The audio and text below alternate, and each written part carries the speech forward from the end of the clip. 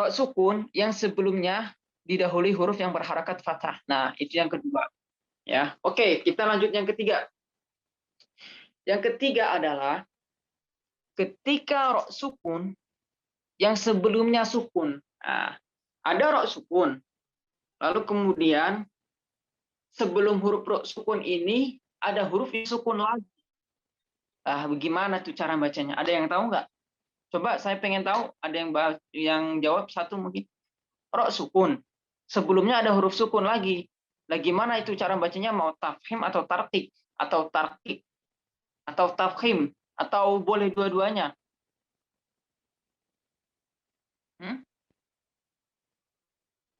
Ada ini. Coba ada yang mau jawab? Ada yang bisa dibantu jawab? Ada yang tahu? Ro sukun. Sebelumnya ada huruf yang sukun. Nah, itu hukumnya apa? Tafkhim kah? Tarqiq kah? Atau boleh dua-duanya? Saya dulu ya.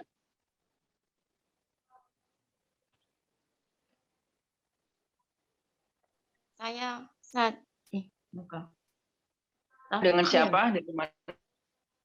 Sakinah. Hmm? Sakinah. Ya, Sakinah dari mana? Dari rumah tahfidz. Rumah tahfidz apa ini? Salah Pak, biar beda. Oh, dari kantor ya, tuan rumah nih. Ya. Tadi dijawab sama siapa? Sakinah. Kalau ro sukun yang sebelumnya sukun, maka dibaca tafhim katanya. Ya. Iya, Ustaz. Oke. Coba kita lihat dulu di sini. Apakah benar atau tidak ya?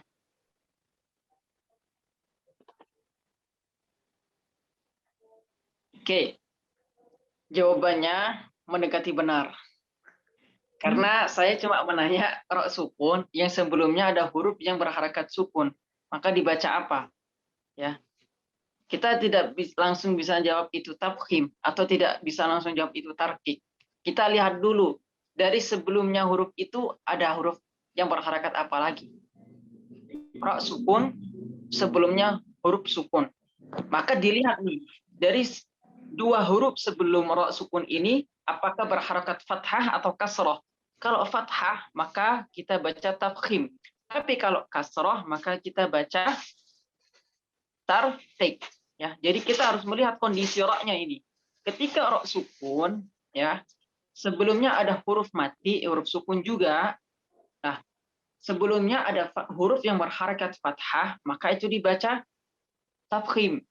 Ya, kalau berharakatnya kasroh, maka dibaca tarqiq. Jadi, ya diingat ya teman-teman, rok sukun, sebelumnya huruf sukun, sebelumnya huruf fathah, maka dibaca tafkhim ya, fathah atau dhammah maka tafkhim. Tapi kalau sebelumnya ini dua huruf sebelumnya ini kasrah, maka dibaca tarqiq. Contohnya wal asri ya. Wal asri kalau kita wakafkan ya, maka terjadi tafkhim di situ. Wal asr ya. Al asr. Tapi kalau kita wasal karena itu ra-nya kasrah maka wal asri ya. Contoh lagi wal fajri. Wal fajri kalau kita waqaf maka terjadilah tafkhim wal fajru.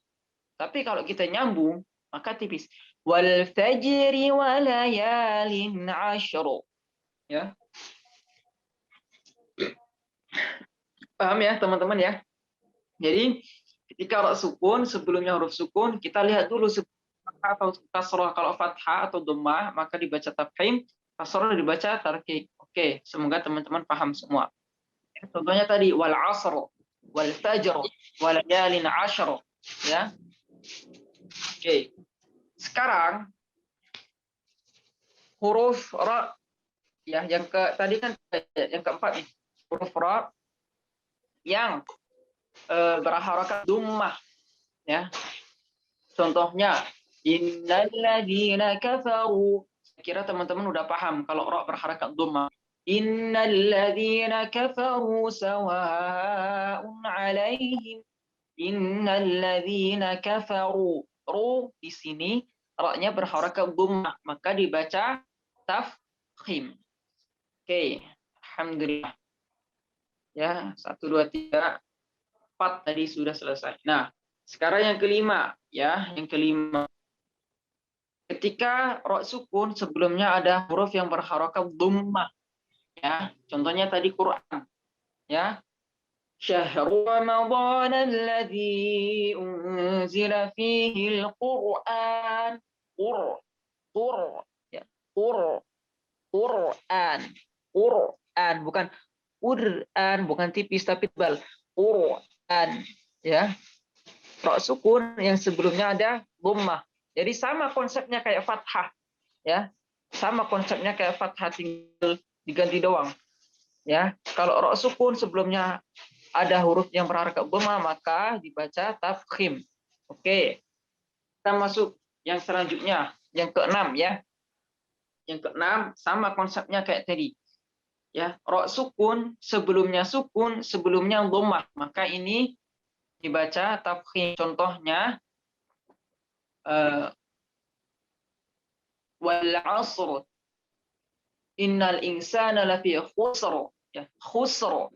Wal 'asr innal insana lafi khusr, ya, khusr, ya, ya kan, ra-nya mati, sebelumnya huruf mati, sebelumnya huruf yang berharakat dhammah, maka ini terjadi huruf atau bacaan tafkhim, tebal, dibaca tebal.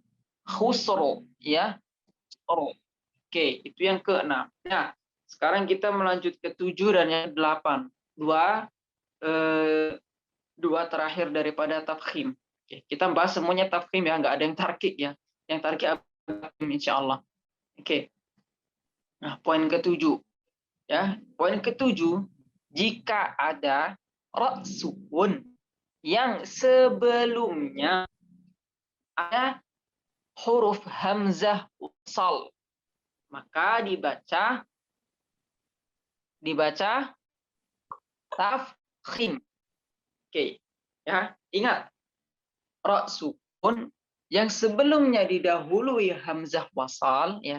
Sebelum huruf sukun ini ada hamzah wasal, ya, maka dibaca tafkhim. Walaupun sebelum hamzah wasalnya ini ada berharakat kasroh, gitu ya.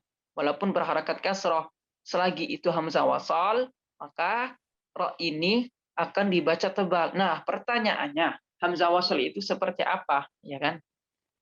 Ya, hamzah wasal itu seperti apa? Nah, hamzah wasal itu bisa kita artikan begini.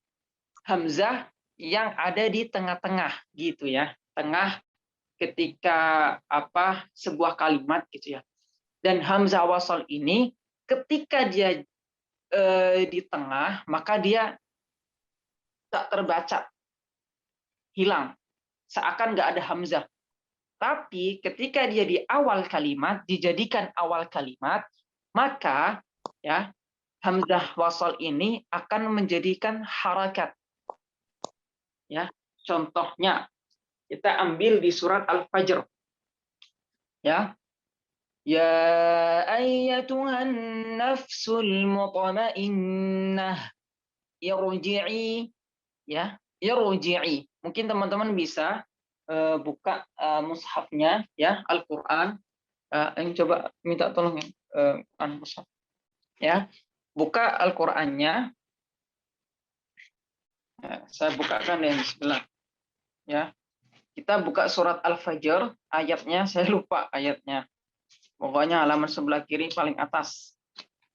Tahu posisi doang, nggak tahu ini. Tahu ayatnya. Ya. Kita coba buka surat Al-Fajr ayat 28, ya.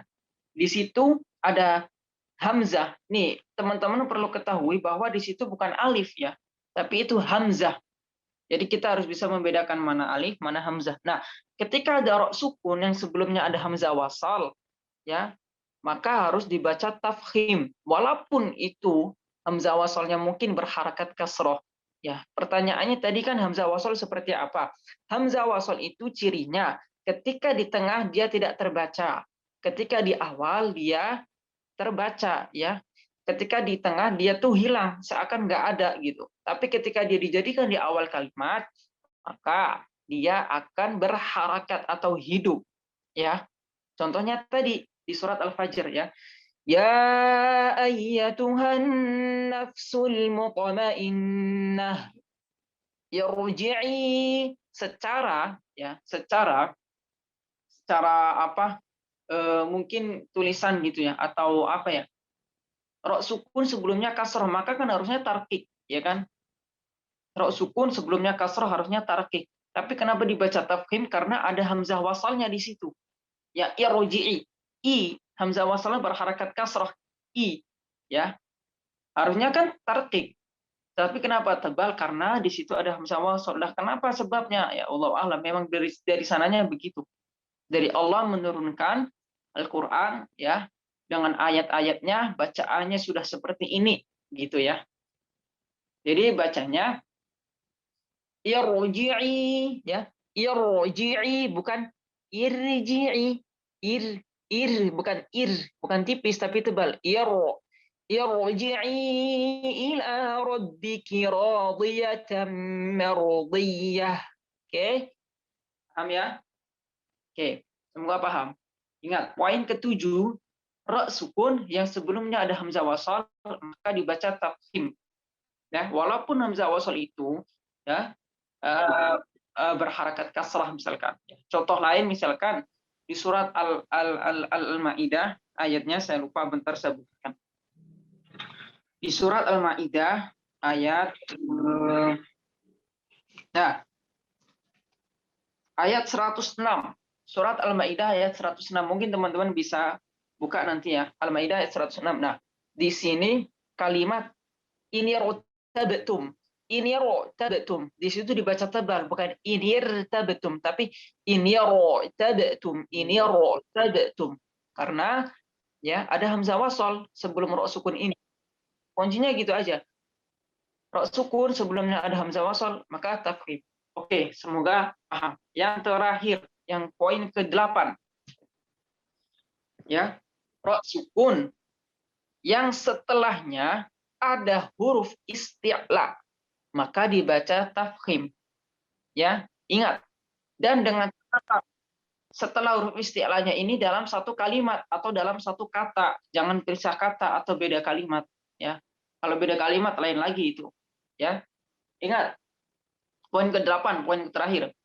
Ketika ro sukun yang setelahnya ada huruf isti'la, maka dibaca tebal atau tafkhim, ya. Ya, contohnya apa? Inna rabbaka labil mirsad. Mirsad, ya kan? Ya. Mirsad. Mirsad itu ada di surat Al-Fajr itu. Inna rabbaka labil mirsad. Terus ada di surat Al-An'am. Walau nazzalna 'alaika kitaban fi qirtasin ya, qirtasin ya. Ra sukun yang setelahnya ada dalam satu kalimat. Oke, ditulis teman-teman. Ra sukun setelahnya ada istilah dalam satu kalimat. Nah, huruf istilah apa aja? Kemarin sudah kita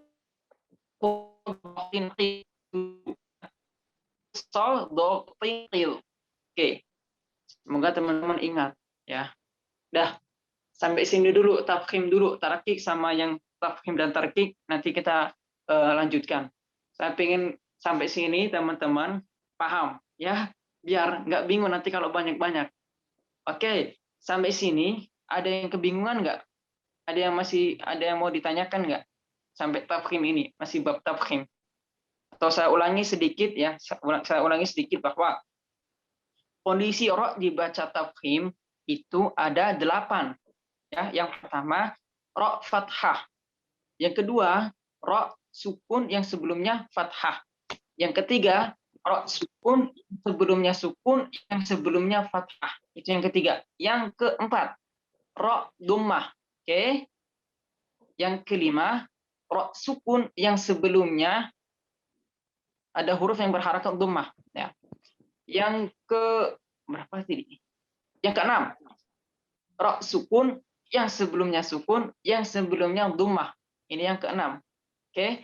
Yang ketujuh, ra sukun yang sebelumnya ada hamzah wasal. Oke. Dan yang kedelapan, yang terakhir, ra sukun yang setelahnya ada huruf isti'la, yakni khussadah tinqid, ya. Dibaca tafkhim. Oke, teman-teman bisa dipahami? Paham sampai sini? Ada yang mau disampaikan? Ada yang mau ditanyakan? Barangkali masih kebingungan, nggak apa-apa. Sebelum kita melanjut ke, ya silahkan. Pastikan teman-teman mencatat ya, soalnya ini sangat penting. Jadi Ya. ada beberapa poin ya. Silakan teman-teman perhatikan catatannya. Pastikan teman-teman semua mencatat. Teman-teman, jika ada yang ingin ditanyakan, mungkin ada yang ingin diperjelas, bingung dan sebagainya, silakan langsung saja ya. Prakteknya mungkin atau bagaimana, silakan. Ya, prakteknya juga.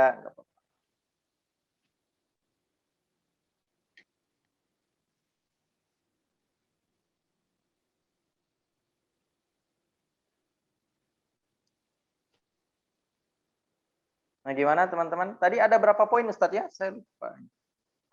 Kalau yang tafkhim, jadi secara garis besar ahkamir ra, hukum ra itu terbagi menjadi 3. Itu secara garis besar.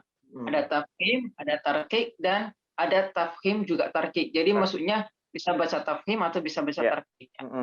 Nah, tadi yang kita bahas baru tafkhim. Tafkhim terdiri atau terbagi menjadi 8. Ya. 8. Salah satunya ya tadi yang sudah kita sebutkan, ya. Yang pertama, huruf ra yang ber-ha. Ha. Kemudian ra sukun yang sebelumnya ada fathah. Ya kan? Ra sukun yang sebelumnya sukun, yang sebelumnya lagi fathah. Nah. Terus di dhammah itu sama konsepnya.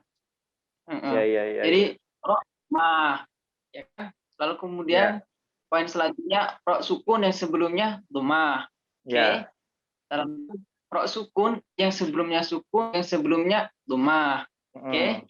Dan yang terakhir nih, yang berikutnya, yang ketujuh, ra sukun yang sebelumnya hamzah wasal. Nah, hamzah wasal itu apa? Tadi kita sudah bahas sedikit bahwa hamzah wasal itu ketika dia di tengah, maka dia tak terbaca. Tapi ketika dia dijadikan di awal kalimat, maka dia terbaca. Ya. Yang terakhir, dan yang kedelapan, setelahnya huruf isti'la. Yang setelahnya ada huruf isti'la. Huruf istilah apa saja? Yang kemarin kita sudah bahas, yakni khussadah tinqid, ya. Oke. Allah. Contoh-contohnya, nah mungkin teman-teman bisa cari nih buat PR nih teman-teman ya. Minggu depan itu coba nanti saya mau nanya gitu. Insya Allah minggu depan dikasih kesempatan lagi, dikasih kesehatan untuk bisa belajar lagi, ya. Coba nanti saya mau nanya, mau saya tunjuk di sini nih, ya. Khusus huruf ra Ustaz atau gimana? Ya, khusus huruf ra ini. Coba sebutkan ra tafkhim itu seperti apa? Coba carikan ra tafkhim yang sebelumnya ada hamzah wasalnya. Misalkan ra tafkhim setelahnya ada isti'lanya, misalkan. Banyak loh, banyak. Oke. Mungkin begitu ya, insya Allah. Jadi teman-teman nih, perhatikan dan cari itu.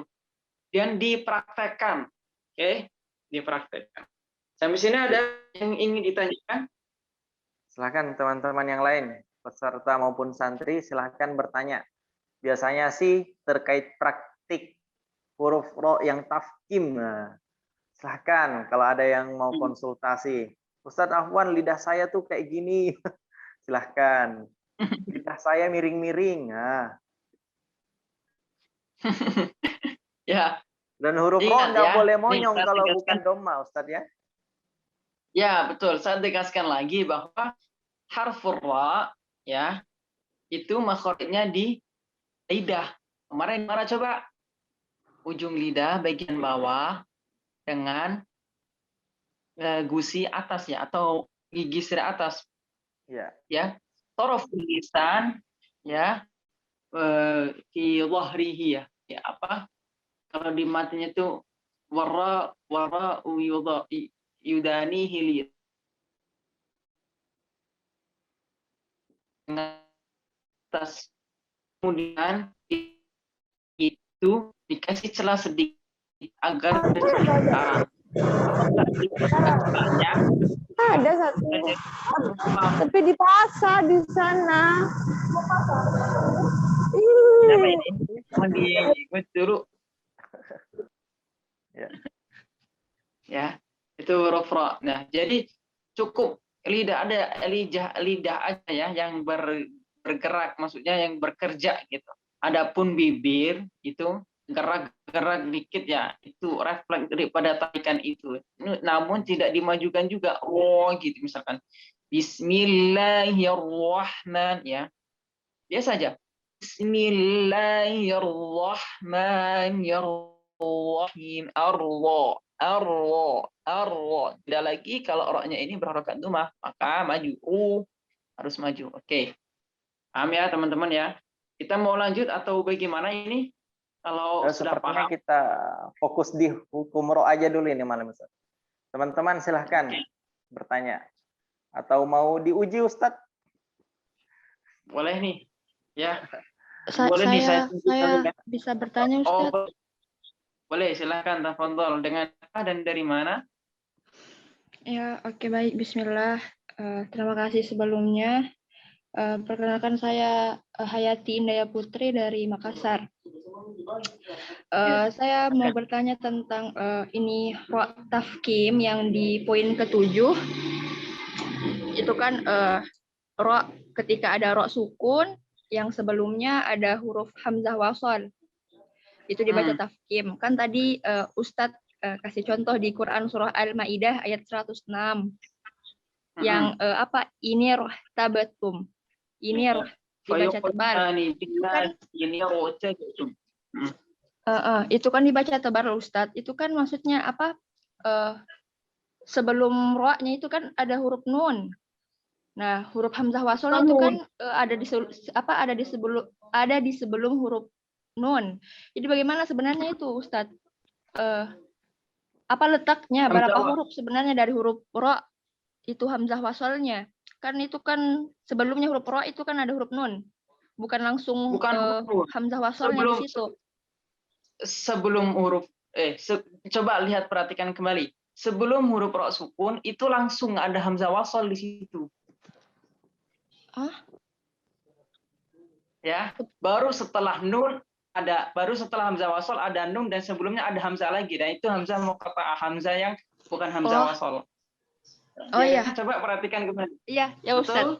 Ya, ya sudah saya dapat ya. Oke. Ya, jadi ro sukun yang tepat, benar-benar tepat sebelumnya ada hamzah wasal ya. Bukan huruf yang kedua ketiga sebelumnya, tapi huruf pertama sebelumnya gitu ya. Ro sukun ada hamzah wasal sebelumnya nih. Ro sukun sebelumnya hamzah wasal. Nah, di situ ro hukumnya dibaca tafkhim atau tebal. Tapi kalau misalkan ro sukun ya, terus ada huruf lain, terus sebelumnya ada hamzah wasal. Nah, itu lain ceritanya. Tergantung, berarti lihat dari sebelumnya ro ini fathah kasroh begitu ya. Nah, iya. Sudah dapat kan ya? Ya, afwan, kan, saya lihat baik tadi. Iya. Ya, saya kira tadi huruf hamzah di sebelum nunnya. Ya, afwan Ustaz. Ya, itu ada hamzah lagi di situ, dan itu bukan hamzah wasal, hamzah muqatta'ah ya. Hamzah yang terbaca, yang memang hidup. Oke. Oh ya. Ya Ustaz, syukran. Afwan wa iyyakum. Terima kasih atas pertanyaannya.